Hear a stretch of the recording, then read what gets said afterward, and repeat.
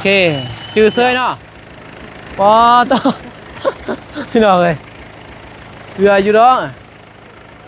คนเดียวจบเซยเนาะ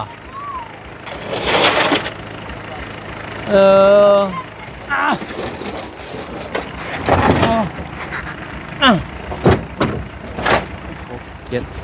เก้าสิบหน่อยเพราะว่าโตหาเลยเราลุดไฮแล้วอ่ะบอกเราคลายเส้นเศร้าเลยพี่น้องตัวเศร้าหน่อยขอบใจหลายเด้อมีแต่พี่น้องเลยเนาะยังบ่พอ 1,000 บาทตอนนี้เศร้าถ้าว่ามี 1,000 บาทปุ๊บบ่าวน้องสิสั่งเศร้าให้น้องเพิ่นเลยดีใจนำเด้อโดยเบาน้องคือกันขับใจลายๆคอยเบาน้องแห้งๆโดยลอยปังๆที่บ่ทิมบ่ปะเฮายังฮักยังเอ็นดูคือเก่าสาธุเป็นซั่นคืออยากให้ดีใจดีใจดีใจโดยที่เบาน้องบ่ปะเฮาแบบต่างผู้ใหญ่กับบ่ปะคือกัน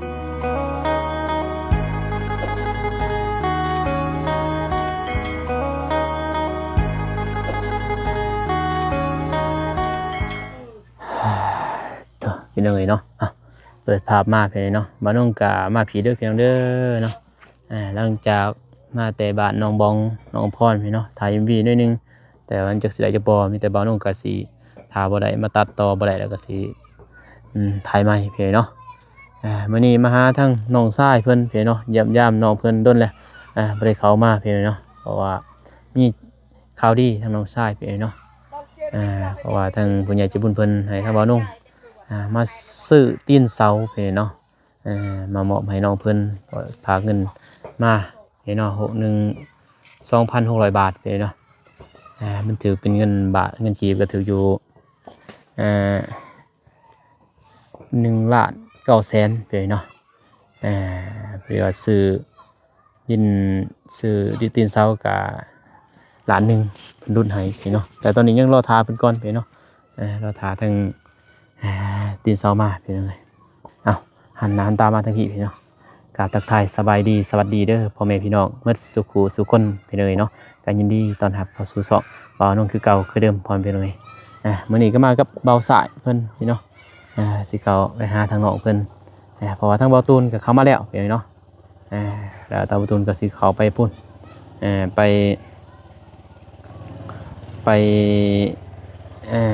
เคสใหม่ที่เบาน้องไปแหละเคสที่ไปบ้านปลาไหลบ้านปลาไหลบ่เลยก็เลยว่าบ่าวนุ่งมาทางนี้เนาะหลังจากมาเทือนน้องบองก็เลยเข้ามาหาน้องเพิ่นเนาะไปโอเค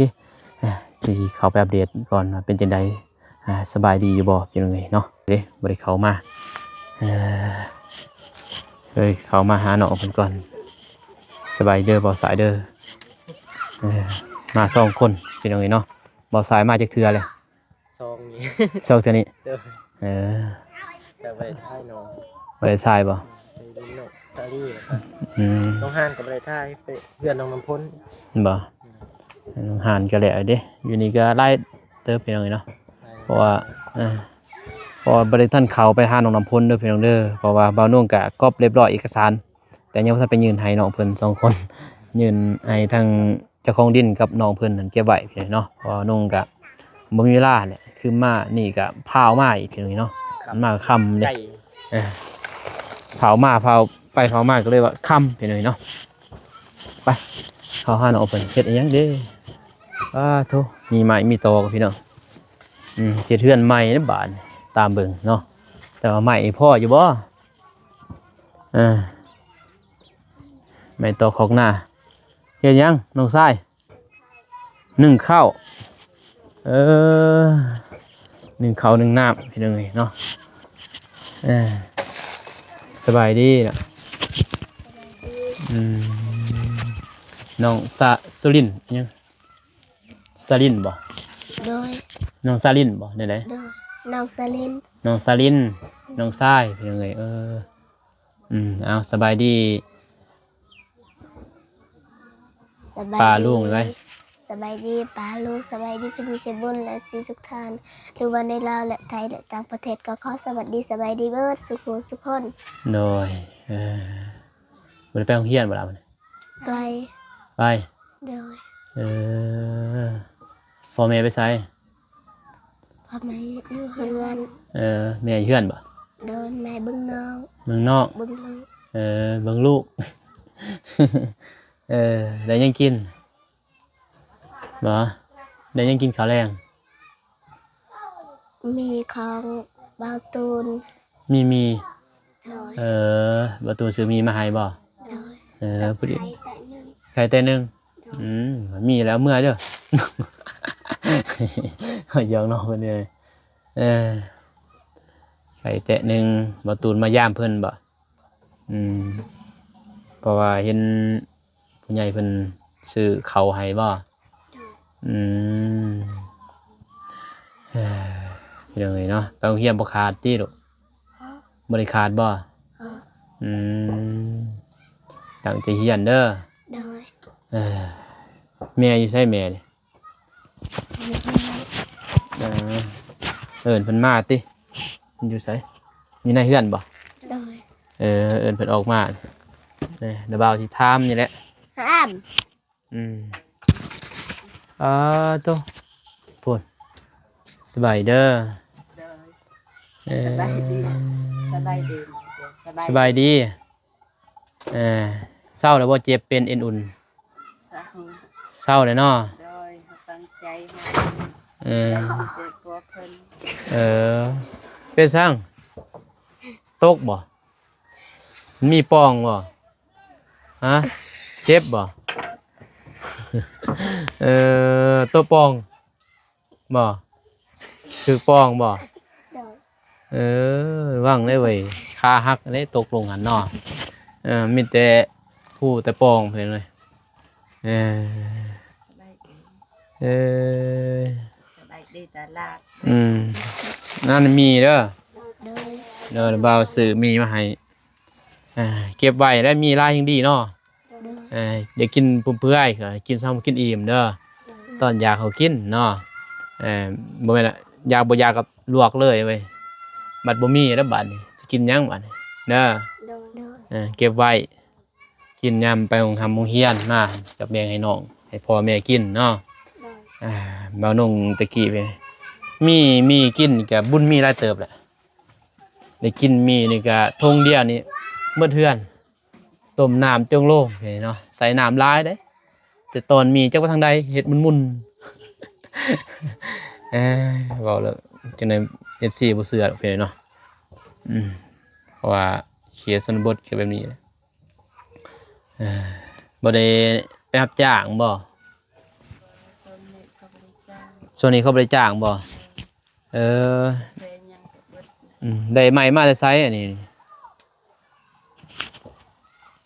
มีเศร้าเขาตา เซา โดย คือตัดมัน บ่มีงับบ่มีเงิน บ่มีเงิน โดย ก็เลยซอยไม้ตัวนี้ซะ โดย เออ เศร้า เฮ็ด6เซา โดย 6เซามันสิได้บ่เฮือนหยัง6เซาเว้ยพี่น้องเอ้ยเนาะลงมานี่ก็ได้น้องน้องหยังน้องชายก็ได้เอาไม้เด้อถือไม้มานี่ให้น้องชายให้น้องซาลินเพิ่นนึ่งข้าวก็ได้เพิ่นเนาะเพราะว่าสิทำแม่กับน้องชายได้ไม้มาได้ไสตัวนี้นี่ มีแม่เขาซื้อ ไม้ซื้อบ่ โดยมีแฟนเขาซื้อเองเงินเขาหักจ้าง เงินรับจ้างบ่ โดย ครบบ่ไม่เซ็นนี่หืม บ่สงสัยบ่ครบปานใด บ่ครบบ่ โดย เสานี่สิ6เสา5เสา6เสาพี่น้องเสาแต่ว่าบ่าวนุ่งซื้อตีนเสามา9เสาพอบ่อยากเฮ็ดนะ6เสาแบบนี้ล่ะ6เสาพี่มันบ่เป็นเลย5 6 1 4นี่8เสาบ่าวนุ่งอยากเฮ็ด6เสาน่ะไม้นี่ไม้เส้นก็บ่ครบไม้เส้นไม้แป้นมีบ่ ไปแป้นมีก็เทิน มี มางตัวเก่านำแน่เนาะ โดยยังบ่ทันเขาเอามาอยู่นำพระเบาพรทรงนี้เขาเลื่อย โอ้ซื้อไว้แล้วบ่ โดย ต ตัวนั้นซื้อไว้บ่ โดย โอ้ไปหาเงินเก็บกาแฟได้เท่าไรปีนี้ ได้10 ล้านหักเมื่อซื้อแปลน ซื้อแป้นก็ได้ได้10 ล้านซื้อแป้นซื้อเขาวซื้อน้ำนี่เนาะ โดย ก็ซื้อส้นนี้พี่น้องเอ้ยเพิ่นสิได้เฮือนอะไรกันนี่ โดย เออ อยู่น้ำพาเบาพร85แพน พอแล้วขนาดนั้น ไม่แปลน ไม่แป้น85แผ่น โดย โอ้พอแล้วเฮือนเก่าเซาก็พอแล้ว โดยยังเขาบัทันเอามาอยู่ป่านะ อืมพอแล้วเฮือนเก่าเซานี่แป้นปูได้แต่แอมนี่บ่ได้จ้ะบ่ โดย แอมนี่ก็ต่างอยู่ได้พี่น้องเอ้ยเออเอาลงบ่ได้มาหลายลืมหมดอะนะแท้นี่ ขอโทษ ใช่บ่มีมื้อเดียวนี่แหละขึ้นแต่นี่ดังหน่อย มันบ่าวบ่มาลืมเลยเนาะเดี๋ยว โด นี้ ย อืม โดยเอาบ่มีงบบ่มีเงินขอโทษขออภัยเด้อเบาน้องเคยซื้อเก่าเซาเฮาตัดไม่เซ็นบ่ได้บอก เฮาบ่มีงบบ่มีเงินเขาว่า อยากเฮ็ดเราเฮ็ด6เสา โดยคันเฮ็ดเก่าเซา อืม เปลืองหลายเงินบ่พอแนวนั้น อันนี้ก็สิพอบ่6เสา บ่ฮู้คือกัน 6เสาก็บ่พอพี่น้องเอ้ยเนาะเออ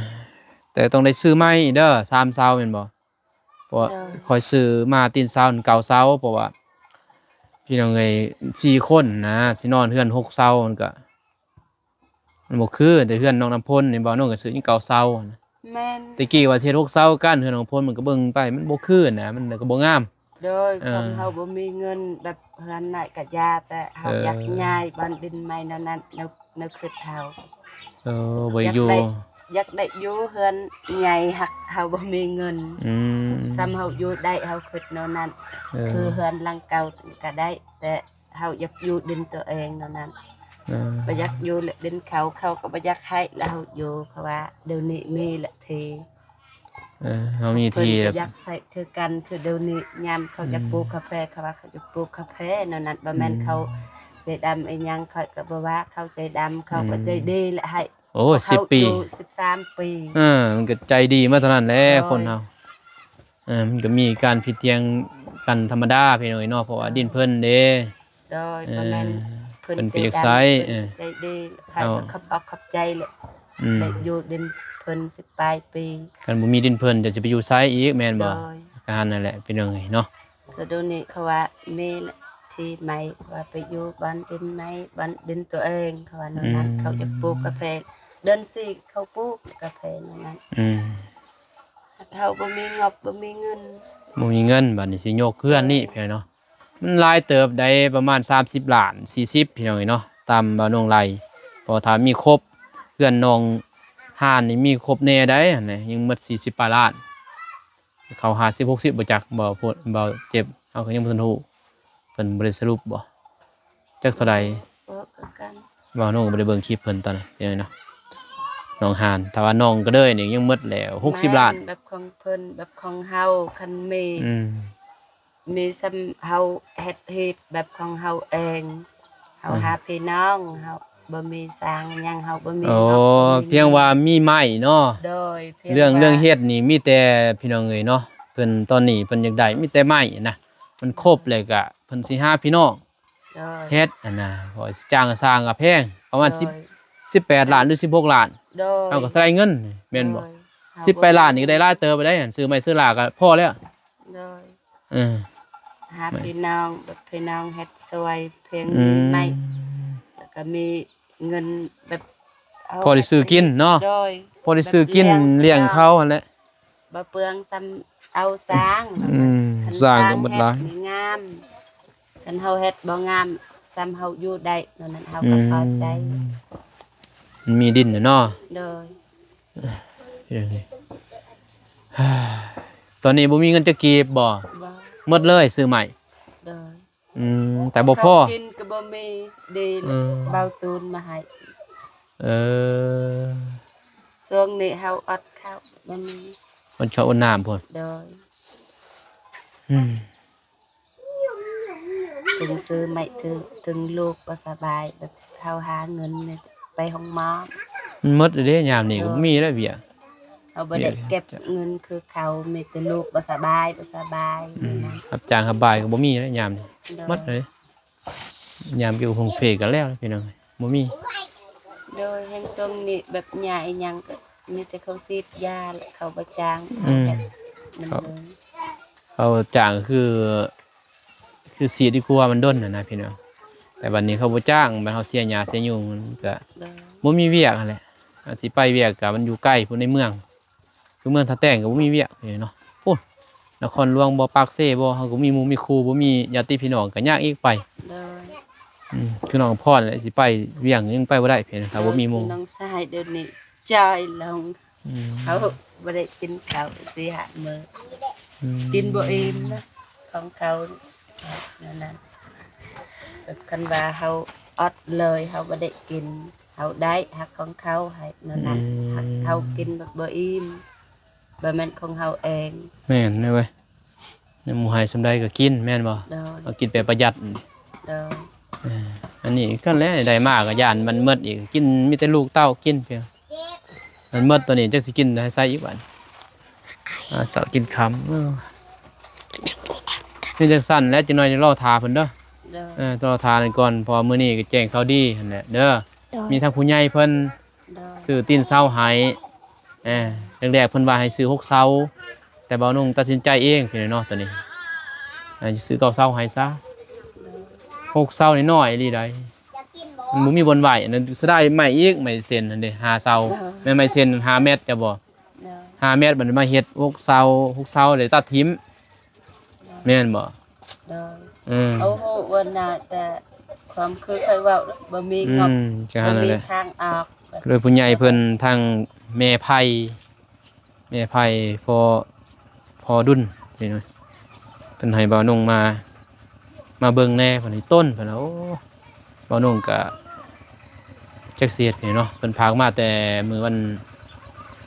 2-3 มื้อหลังนี่แหละแต่บ่าวนุ่งค่าไปเบิ่งน้องเดิมเด้ โดย ให้เพิ่นว่าตอนใดบ่าวนุ่งสิไปเพิ่นโอ้ยบ่าวนุ่งก็บ่จักน้องเดิมบ่จักสิพาน้องอำพรปัดเพลงเด้อเนาะ จักสิมาเบิ่งเฮือนเองว่าจักสิไปหาน้องเบาตูนน้องบองโอ้ยน้องคนผู้เดียวเพราะว่าก็เลยว่าสาแน่เนาะมันสิมาคนเดียวก็บ่กล้าอีกเดี๋ยวนี้ยินบ่ โดย เกิดมีโจรยันเขาปุ่นเขายังเนาะยันปุ่นเอารถเอาล่างเฮานี่แหละหรือว่าเขาเอายังเฮาบ่ฮู้ดอกเฮาเป็นบุคคลสาธารณะเนาะ โดย เขาก็เห็นเขาก็อยากมีจะทาก่อนเด้อทาเพิ่นก่อนโทรหาเพิ่นเนาะเพิ่นกำลังมาใส่เบาสายไปรัดอยู่หั่นเบาสายจะไปรัดเห็นได้บ่ไปรัดบนห้านเห็นบ่ถ้าเห็นรถเข้ามาตีนเซาจะเอิ้นเขาเด้อเห็นบ่ปะมีก็ได้อาจสิเข้าไปหาน้องสลี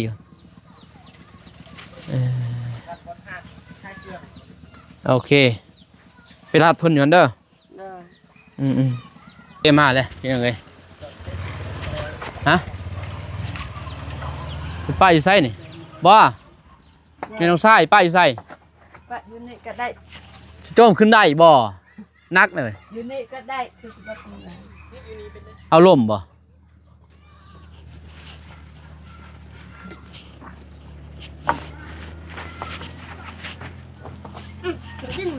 นี่พี่เจอยู่นี่บ่ได้บ่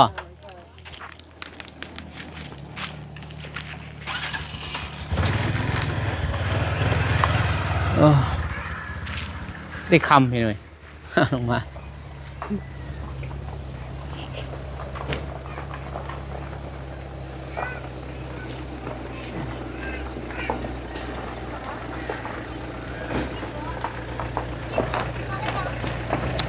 ใช่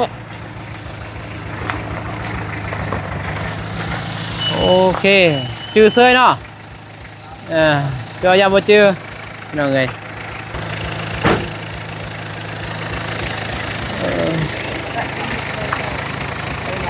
อันนั้นไปอยู่เลยได้บ่เอาลมลงเลยเดี๋ยวนะลมเอาเด้อยันดิ้งหน่อยไปนั่นเด้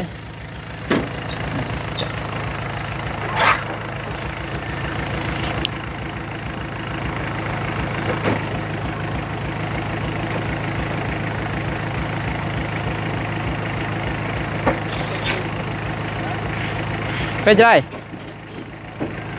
ไปเหยียบยังโอ้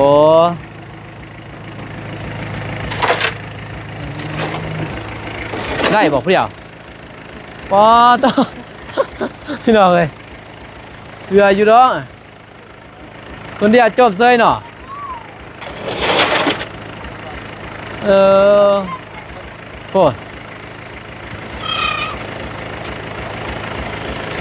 สองคนนี่ได้อยุ่บ่หนุ่มนี่คนเดียวยอมแล้วพอขึ้นนี่พาดมือไปถือกันต่ำ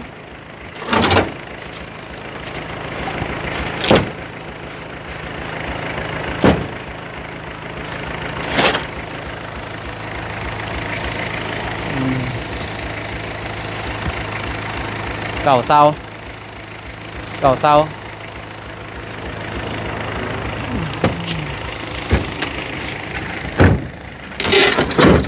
โอ้บักหนักเนี่ยแล้วจบเสื้อเบิ่งขึ้นเบ้าเลยโอ้หนักนั่นแหละเบิ่งแล้วจบขึ้นเบ้าๆมันเข้าไปอยู่โหดเด้อ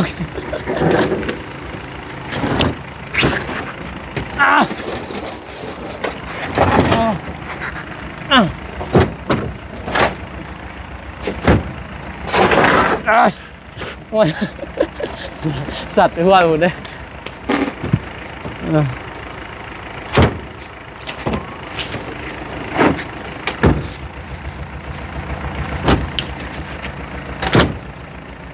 ไว้เติบเนาะ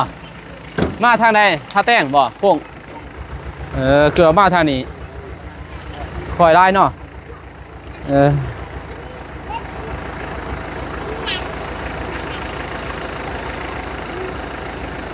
ล้านหนึ่งเนาะโตบอกล้านหนึ่งแล้ววะ1 2 3 4 5 6 7 9 10หน่อยเพราะว่าโตหาเลยเราลดไฮแล้ววะพอเราคลายเส้นเศร้าเลยเพียงตัวเศร้าหน่อยขอบใจไรเด้อหน่อยบอกเราคลายเส้นเศร้าแล้ววะเดี๋ยวเรานุ่งโซเราซื้อลายเทือที่ไหนเนาะซื้อเราข้าวประจำนะว่างได้เตะอีกเด้อเพิ่นเลื่อยนี่ซ้ำนี่เลื่อยออกมันยาวโพด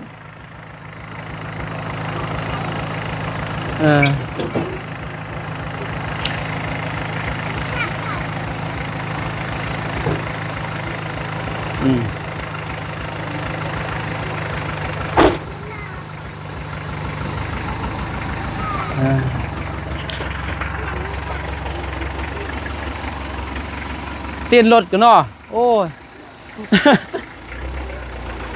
ถอยเลยก็ได้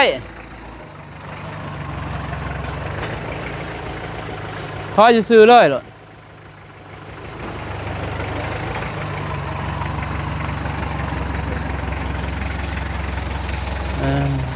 วิทย์อยู่ตรงเนาะโดนตอกวิทย์อยู่เนาะดีใจป่ะดีเก่าเศร้าเด้อเพราะยังเงินยังเรือพี่น้องเนาะเรือเก่าแสน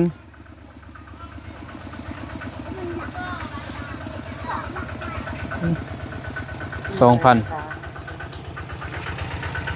เอาไว้ซื้อขนมโรงเรียน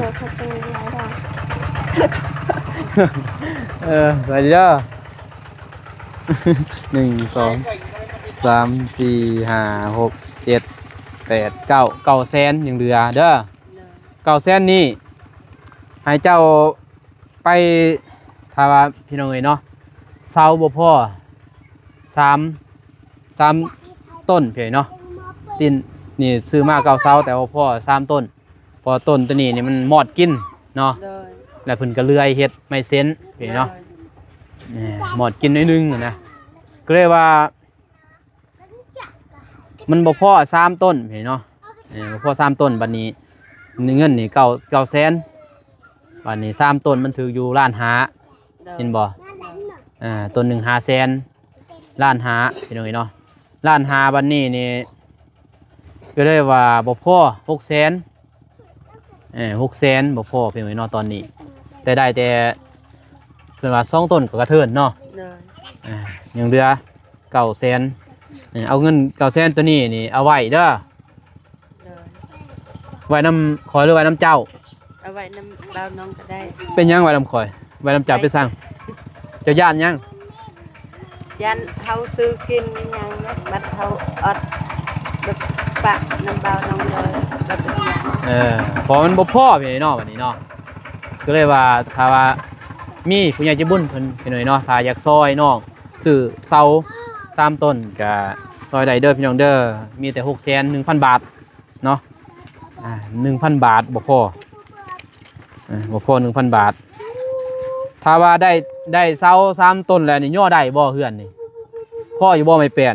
ไม่เซ็นนี่พ่อบ่ ได้สังกะสีแบบนี้ บ่มีจังว่ากันใหม่ตอนเด้อแต่ว่าย่อได้อยู่เนาะ ได้ ผู้ที่ได้แม่นบ่ โดย โอเคพี่น้องมีแต่รอแต่เสาบัดนี้เสานี่สิซื้อน้ำไผบัดนี้ ไอ้แดง ไอ้แดงบ่ โดย เพิ่นสิบ่ตื่มบ่เพราะมันหมดกิน เบาน้องเบาน้ำเพิ่น โอเคสิว่าน้ำไอ้แดงเพิ่นพี่น้อง โดย พอตัวนี้นี่เลื่อยก็ได้ตั้งจักโต 18 18โต โดย 18โตก็ให้เพิ่นไล่ว่าเอาเพิ่นสมมุติเพิ่นเซาเพิ่นจักโตมันหมดกินน่ะ 3 โดย 3โตเอา18เพิ่นไล่แม่โตหนึงเท่าไหร่70,000หรือ80เนาะ โดย 80 38โต300,000 38บ่ บ่แม่น18 18 โดย อยู่10โตกับ300,000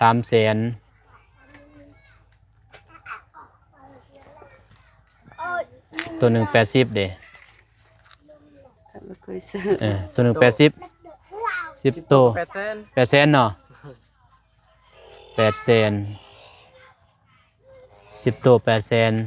18โตล้านหก ล้านหก โอ้ยล้านหกก็ซ้ำเซาเก่าเนาะผู้ใดจะได้เซาอันนี้มันบอกก็เลยว่าบ่ได้สบายเด้อพ่อเฒ่า เซาล้านห้าบัดเซไม่เซนอีก ได้ล้านหกกำไร2เซนเนาะนั่นแล้วจบพี่น้องเอ้ยเนาะคือบ่ได้เอาสาวน้ำไม้แดงเพราะเฮามาเราได้เซ็นได้เด้ โดย มีแต่ซื้อน้ำเพิ่น โดย 3โตเห็นไหมเนาะมีแต่ป้าน้ำมาน้องบ่ โดยปะน้ำเบาน้อง มีแต่พี่น้องเอ้ยเนาะยังบ่พอ 1,000 บาทตอนนี้เสาถ้าว่ามี 1,000 บาทปึ๊บบ่น้องสิสั่งเสาให้น้องเพิ่นเลยเนาะถ้ามีเงิน 1,000 บาทมาอีกมีแต่เก็บไว้เด้อ โดย โอเค900,000เด้อ โดย มีแต่หั่นแหละพาคุ้มขอบใจทั้งนั่งก็ได้พาคุ้มขอบใจทั้งพอดุลแม่ไผ่เด้อ โดย เอา ขอบ ขอบ ใจ ใจเพิ่น หลายๆ เด้ เด้ อ อพอลงดุลแม่ภัยเทฝากเงินเทนดูสงสารคอยพอสุขภาพแข็งแรงอย่าเด็บ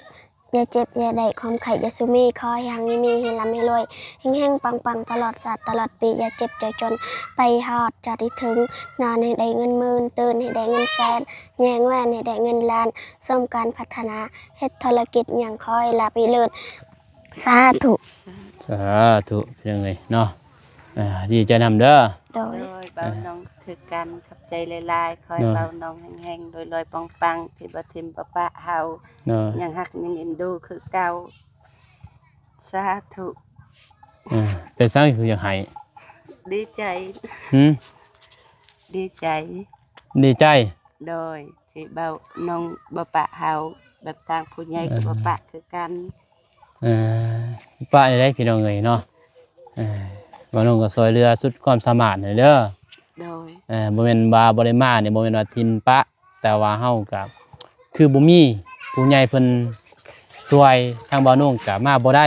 เนาะ โดย มันสิมาถ่ายแต่บนเก่าจังได๋ FC เพิ่นว่าเอ้ามีแต่ถ่ายบนเก่า โดย บ่าวน้องก็มาบ่ได้เนาะคันมีผู้ใหญ่มาอะไรก็บ่าวน้องก็มาซอยนี่แหละคือในนี้เนาะ โดย แต่ตอนนี้ขาดพี่น้องเอ้ยเนาะขาดแต่ 1,000 บาทแล้วก็เฮ็ดเพิ่นสิย่อเลยถ้ามีเงิน 1,000 บาทมาเพิ่นก็สิย่อซื้อกินซื้อยาเพิ่นสิหาพักกินยาแหละแม่นบ่ โดย พี่น้องเอ้ยเนาะเพิ่นก็บ่มีเงินเฮ็ดจังได๋เพิ่นก็เจ็บเป็นอุ่นอยู่ต้นแหละพี่น้องเอ้ยน้องสองน้องชายจังได๋สู้ๆเด้อ โด โด ย ย เฮ็ดจังได๋เฮาเกิดมามันบ่คือหมู่แต่เฮาก็ต้องสู้ยินบ่ โดย พ่อแม่เฮาบ่รวยเฮาก็ต้องสู้ซนด้วยเพื่อนในแห้งเฮาอาศัยเพิ่นบ่ได้เด้อเพราะเพิ่นก็ทุกข์กันยากคือกันเป็นไงโอเคพี่น้องเนาะคลิปนี้บ่าวนุ่งก็สิจบคลิปเพียงเท่านี้ก่อนพ่อแม่พี่น้องเนาะก่อนอื่นเบิดก็ขอขอบใจทั้งพ่อดุลพี่น้องแล้วก็แม่ไผเด้อที่ให้ทางบ่าวนุ่งมาเป็นสะพานบุญในครั้งนี้ก็ขอให้ทั้งพ่อทั้งแม่อยู่ดีมีแรงนอนให้ได้เงินหมื่นตื่นให้ได้เงินแสนแบนมือมาให้ได้แก้มที่โทษให้อย่าได้มาเบียดเบียนเสนียดจังได๋ก็จะได้มาไกลเด้อพ่อแม่เด้อเนาะสุขภาพร่างกายแข็งแรงกับ FC ทุกท่านพี่เนาะที่เข้ามาให้กำลังใจบ่าวนุ่งตลอดมาแล้วก็เบิ่งโฆษณาบ่าวนุ่งพี่เนาะแล้วก็เป็นกำลังใจตลอดมาก็ขอให้ FC อยู่ดีมีแรงหมดสุขสุขคนพี่เนาะพบกันใหม่คลิปหน้าคลิปนี้ขอกล่าวคำว่าสบายดีพี่น้องไปบ๊ายบาย